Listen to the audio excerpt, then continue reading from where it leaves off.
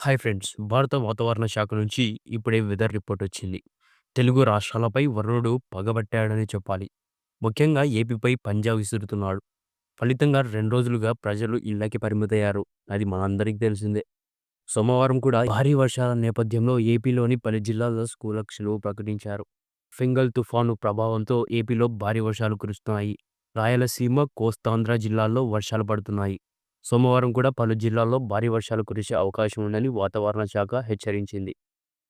Fengal తుఫాను ప్రభావంతో ప్రధానంగా శ్రీకాకుళం, తూర్పు గోదావరి, పశ్చిమ గోదావరి, కోనసీమ, నెల్లూరు, అన్నమయ్య, తిరుపతి జిల్లాల్లో అతి భారీ వర్షాలు కురుస్తాయని అంచనా వేసింది.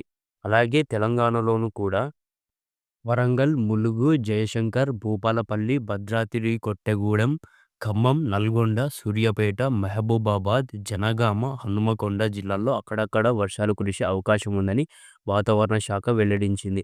సో ఫ్రెండ్స్, ఇది ఇవాల్టి వీడియో. వీడియోకి లైక్ చేసి వీడియో నచ్చినట్లయితే సబ్స్క్రైబ్ చేసుకోండి. అలాగే సురక్షితంగా ఉండండి.